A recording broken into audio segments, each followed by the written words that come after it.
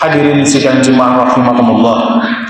Sesungguhnya takwa adalah investasi abadi yang tidak pernah rugi dalam hitungan dunia dan akan selalu untung di neraca akhirat.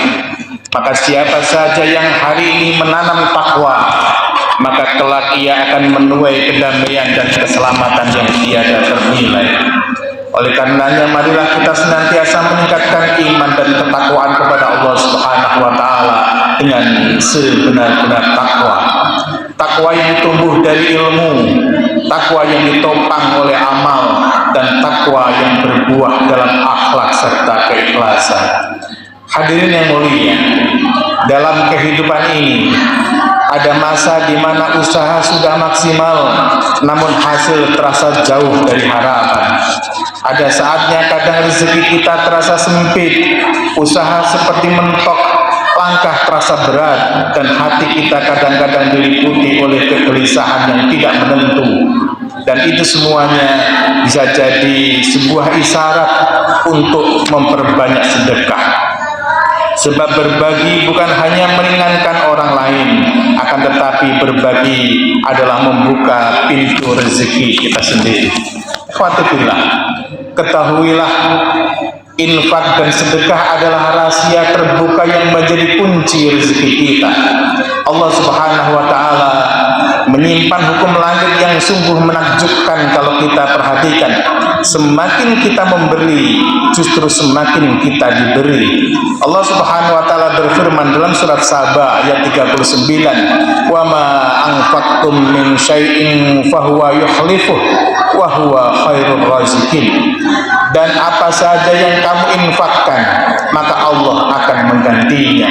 Sekali lagi khatib ulangi, dan apa saja yang kamu infakkan, maka Allah akan menggantinya, dan dialah sebaik-baik pemberi rezeki. Subhanallah. Ikhwatifillah, ayat ini bukan sekedar motivasi, tapi ini adalah janji dari Zat yang menepati. Allah tidak pernah ingkar, dan barang siapa yang yakin akan janji Allah Subhanahu wa taala, maka ia sungguh telah menggenggam kunci kekayaan yang sejati. Rasulullah sallallahu alaihi wasallam bersabda, "Ma naqasat shadaqatum min mal." Harta tidak akan berkurang karena sedekah. Hadis riwayat Muslim. Kalau secara angka mungkin berkurang ketika kita sedekah, ikhwatifillah, tapi keberkahannya akan berlipat.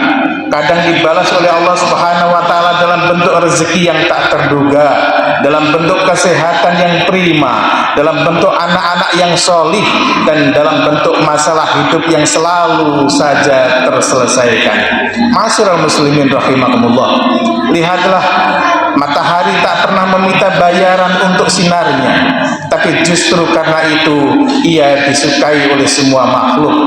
Begitu juga dengan orang yang dermawan, dunia menyukainya, langit meridhoinya, dan bumi merindukannya.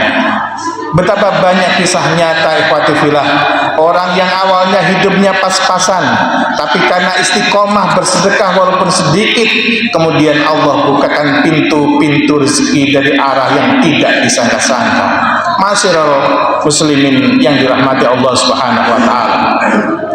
Oleh karenanya, mulai hari ini mari kita tanamkan dalam hati kita bahwa infak dan sedekah bukan mengurangi tetapi menyuburkan, bahwa infak dan sedekah bukan melemahkan tapi menguatkan, bahwa infak dan sedekah itu bukan membuat miskin tapi mendatangkan kekayaan dari sisi Allah Subhanahu wa taala.